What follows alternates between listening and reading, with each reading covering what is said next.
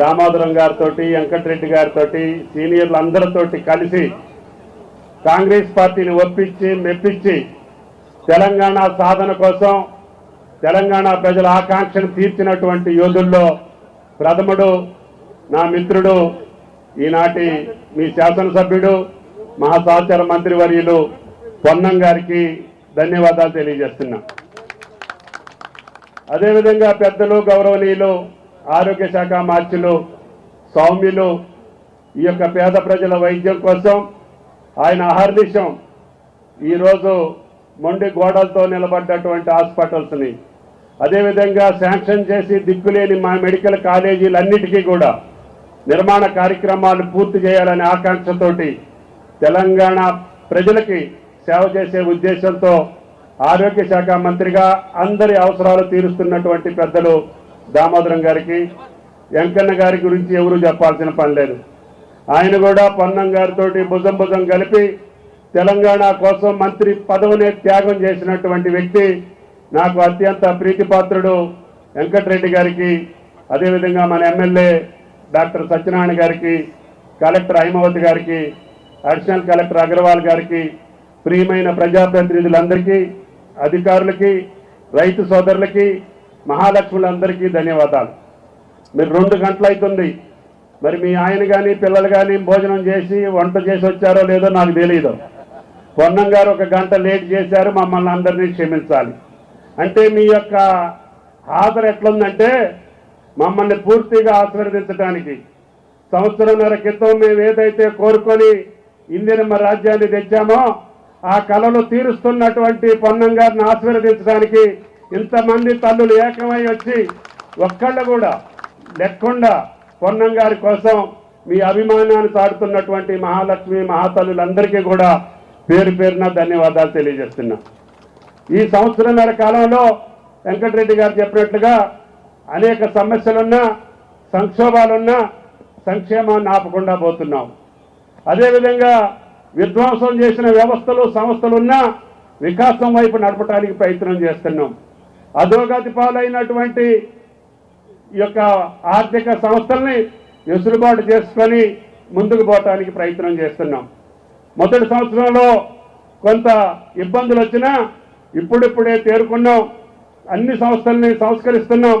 అన్నిటికీ ప్రణాళికాబద్ధంగా నిధులు ఖర్చు పెట్టాలని, తద్వారా మనం అనుకున్నటువంటి భాషలన్నింటినీ కూడా తీర్చి తెలంగాణ ప్రజల ఆకాంక్షలు నెరవేర్చడమే తెలంగాణ ప్రభుత్వం, రేవంత్ రెడ్డి గారి ప్రభుత్వం యొక్క ఆశయం అని చెప్పి మీకు ఈ సందర్భంగా మనం చేస్తున్నాం.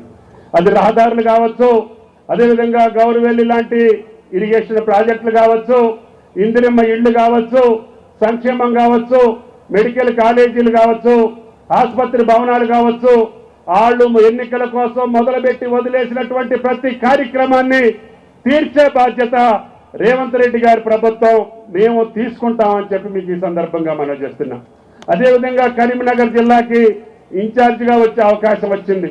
నిన్నటిదాకా వెంకన్నతోటి నాకు సుఖంగా ఉండే, మరి ఇప్పుడు పొన్నం గారు ఏం చేస్తాడో అదేవిధంగా ఇది వ్యవసాయ జిల్లా, ఇది శ్రీరామ్ సాగర్ కింద, వరద కాలువ కింద అనేక ప్రాజెక్టులు నిర్మాణం చేసుకొని పచ్చగా అన్నపూర్ణ అంటే కరీంనగర్గా పేరుగాంచినటువంటి వ్యవసాయ జిల్లాకి ఇన్ఛార్జి మంత్రిగా వచ్చే అవకాశం ఇచ్చినటువంటి మీ అందరికీ కూడా పేరు పేరున ధన్యవాదాలు. కాబట్టి దయచేసి మా చేతిలో ఉన్నంత వరకు ఆ భగవంతుడు మాకు ఇచ్చినటువంటి శక్తి మేరకి రైతాంగాన్ని మర్చిపోకుండా ప్రభుత్వానికి ఇబ్బంది అయిన సహచరులందరూ ఒప్పించి మెప్పించి ఈనాడు రేవంత్ రెడ్డి గారు 40,000 కోట్ల రూపాయలు నిన్నటితోటి రైతుల యొక్క జేబుల్లోకి పంపించాం. ఇంకొక 40,000 కోట్లు వరి ధాన్యాన్ని కొన్నాం. ఇంకొక 20,000 కోట్ల రూపాయలతోటి విద్యుత్ శక్తి సబ్సిడీతోటి పాటు పంటలు కొనుగోలు చేస్తున్నాం. తప్పకుండా 1,00,000 కోట్ల పైన ఒకే సంవత్సరం ఖర్చు పెట్టినటువంటి ఏకైక ప్రభుత్వం రైతుల కోసం రేవంత్ రెడ్డి గారి ప్రభుత్వం తప్ప ఈ భారతదేశంలో ఇంకొక ప్రభుత్వం లేదు. కాబట్టి దయచేసి అవాకులు చవాకులు వేలేటటువంటి రాజకీయ పార్టీలు అవకాశం కోల్పోయి అధికారంలో ఉన్నప్పుడు కన్ను మిన్ను గాలకుండా అహంకారంతో, అవినీతితోటి బలి చేసినటువంటి రాజకీయ పార్టీలు ఈరోజు మా పథకాల గురించో పాలన గురించో విమర్శిస్తే ప్రజలు సహించే పరిస్థితిలో లేరు. కాబట్టి దయచేసి ఆ రాజకీయ పార్టీలకు ఒకటే ఒక విజ్ఞప్తి, మీరు చేసిన తప్పులను సరిదిద్దుతున్నాం, మీరు చేసినటువంటి లోటుపాట్లు సరిదిద్దుకుంటున్నాం, సక్రమమైనటువంటి పద్ధతిలో పరిపాలన కొనసాగించాలనుకుంటున్నాం. మాకు అధికారం ఇచ్చినటువంటి ప్రజల యొక్క ఆకాంక్ష మేరకి మేము నడవాలనుకుంటున్నాం తప్ప మేము మీకు మాదిరిగా ఆకాశంలో ఆర్మాన్యాలు కట్టి అరచేతిలో వైకుంఠం చూపించే అవసరం కాంగ్రెస్ ప్రభుత్వానికి రేవంత్ రెడ్డి గారికి లేదు అని చెప్పి మీకు ఈ సందర్భంగా మనం చేస్తున్నాం.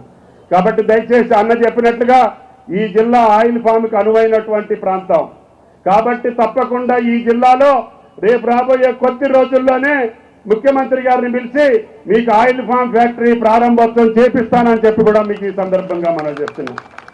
ఇది ఇంటర్నేషనల్ మార్కెట్ కాబట్టి ఒకరోజు 100, 1000 అటు ఇటు అయినా ఆయిల్ ఫామ్ పంటకి సాగు లేదు. మీకు 2.5 లక్షల ఎకరానికి ఆదాయం వచ్చేటట్టుగా పండేటటువంటి ఏకైక పంట ఈ యొక్క అకాల వర్షాలకో, కోతులకో, పందులకో లేదు కరువులకో ఇబ్బంది పడే పంట కాదు ఇది. కాబట్టి ధైర్యంగా రైతులు ముందుకు రండి. నేను వచ్చే దారిలో ఒక రైతుది తోట చూసా, చాలా మంచిగుంది, చాలా మంచి పంట వస్తుంది. ఇప్పుడు మీ పంట అంతా నేను అశ్వారాపేట తీసుకెళ్లి ఆయిల్ తీయాల్సి వస్తుంది. రేపు 4 రోజుల తర్వాత మీ జిల్లాలోనే నరిమెట్టలోనే ఈ చుట్టుపక్కల జిల్లాల యొక్క పంట అంతా కూడా మీ దగ్గర ఏర్పాటు చేస్తాం. రేపు రాబోయే రోజుల్లో ప్రతి జిల్లాలో కూడా ఆయిల్ ఫామ్ ఫ్యాక్టరీ ఏర్పాటు చేస్తాం. మళ్ళీ తెలంగాణ భూములు ఎడారి భూములు కావు, పచ్చబడ్డటువంటి పంట చేలు అని చెప్పి మనం నిరూపించుకోవాలి. కాబట్టి అన్ని పంటలు పండేటటువంటి పుణ్యభూమి తెలంగాణ దక్కని పీఠభూమి. కాబట్టి ఈ పీఠభూమికి కావాల్సినటువంటి జలవనరులు సమీకరిస్తున్నాం, విద్యుత్ శక్తిని ఇస్తున్నాం, మీరు వేసిన పంటలన్నిటికీ కూడా సబ్సిడీ ఇస్తున్నాం. ఆయిల్ ఫామ్కి ఎకరానికి 50,000 రూపాయలు ఇస్తాం. 3 సంవత్సరాలు అంతర పంట వేసుకుంటే దానికి కూడా డబ్బులు ఇస్తాం. తప్పకుండా టన్నుకి 20,000 తగ్గకుండా ప్రధానమంత్రి మీద ఒత్తిడి తీసుకొచ్చి మీకు స్థిరమైనటువంటి ధర కల్పించే దానికి మేము ప్రయత్నం చేస్తాం. కాబట్టి ధర వచ్చేటటువంటి పంటల్ని, మన కుటుంబాలు బాగుపడేటటువంటి పంటల్ని, మన పిల్లల్ని చదివించుకోగలిగే పంటల్ని, మనం ఆర్థికంగా నిలబడి ఎవరిని దేహి అనే పరిస్థితి రాకుండా ఇవాళ హార్టికల్చర్ పంటలు మీరు పండించండి. దానికి భరోసా రేవంత్ రెడ్డి గారి ప్రభుత్వం ఇస్తుంది అని చెప్పి మీకు ఈ సందర్భంగా మనం చేస్తున్నాం. కాబట్టి దయచేసి మేము చేసే ప్రయత్నాలు మేము చేస్తుంటాం. మీరు మాకు ఇచ్చేటటువంటి సహకారం ప్రభాకర్ గారికి మీరు మొన్న ఎన్నికల్లో ఏదైతే ఆశీర్వాదం పలికారో ఆయనకి ఈ రాష్ట్రంలో ఉన్న మంత్రులే కాదు కేంద్రంలో ఉన్న పెద్దలతోటి కూడా సంబంధాలు ఉన్నాయి. అందరినీ చొక్కా పట్టుకొని బొడ్లో చేసి పనులు సాధించుకోగలిగినటువంటి వ్యక్తి మీ మంత్రి పొన్నం గారు అని చెప్పి కూడా మీకు ఈ సందర్భంగా మనం చేస్తున్నాం. కాబట్టి ఆయన పార్లమెంటు సభ్యుడిగా ఈనాడు కేంద్రంలో ఉన్నటువంటి వ్యక్తులతోటి సాహచర్యం ఉంది. ఇక్కడ ఉన్నటువంటి మంత్రివర్గంలో అందరినీ శాసించేటటువంటి మంత్రి మీ మంత్రి. ఎందుకంటే నేను బడుగు బలహీన వర్గాలకి భరోసా ఇవ్వాలి, నా జిల్లాకి ఇవ్వాలి, నా ప్రజలకు ఇవ్వాలి, ఇది చేస్తావో చస్తావో అని నిలబెట్టి తీసుకోగలిగినటువంటి శక్తి మీ ఎమ్మెల్యేకు ఉంది అని చెప్పి మీకు ఈ సందర్భంగా మనం చేస్తున్నాం. కాబట్టి ఈరోజు హాస్పిటలే కాదు, ఇంజనీరింగ్ కాలేజీలే కాదు, గవర్నమెంట్లే కాదు, 4 లైన్ రోడ్డే కాదు, మీరు అడిగినటువంటి సమస్యలన్నీ రేపు 3.5 సంవత్సరాల్లో తీర్చి మీ ముందు శభాష్ అనిపించేటట్టుగా ఈ మంత్రివర్గం ప్రభాకర్ గారిని నిలబెడతామని చెప్పి కూడా మీకు ఈ సందర్భంగా మనం చేస్తున్నాం. ఆయన గోడౌన్లు అడిగిండి, ఆయన అడగాల్సిన పని లేదు. వెంకటరెడ్డి గారు చెప్పినట్టుగా ఆర్డర్ పంపిస్తే చేయాల్సిన బాధ్యత మాకుంది. ఎందుకంటే ఆయన తెలంగాణ కోసం పోరాటం చేసినటువంటి స్థితి మాకు తెలుసు, ఆయన కమిట్మెంట్ తెలుసు, ప్రజల్లో ఆయన యొక్క సహచర్యం తెలుసు, ప్రజలను ఏ రకంగా దేవుళ్లాగా కనిపెట్టుకొని చేయగలిగే రాజకీయాల్లో చిన్నోడైనా అత్యంత ప్రావీణ్యం కలిగినటువంటి, లౌక్యం కలిగినటువంటి, సౌమ్యం కలిగినటువంటి మీ ఎమ్మెల్యేకి మీకు దక్కటం మీ అదృష్టం అని చెప్పి కూడా మీకు ఈ సందర్భంగా మనం చేస్తున్నాం. అటువంటి సహచరుడు మాకు కూడా ఉన్నందుకు మేము కూడా గర్విస్తూ తప్పకుండా ఆయన చెప్పిన ప్రతి పని చేసి మీ ముందు పెడతామని చెప్పి కూడా ఈ సందర్భంగా మనం చేసుకుంటూ ఆలస్యమైంది కాబట్టి గౌరవనీయులు పెద్దలు దామోదర్ రాజనరసింహ గారిని ప్రసంగించవలసిన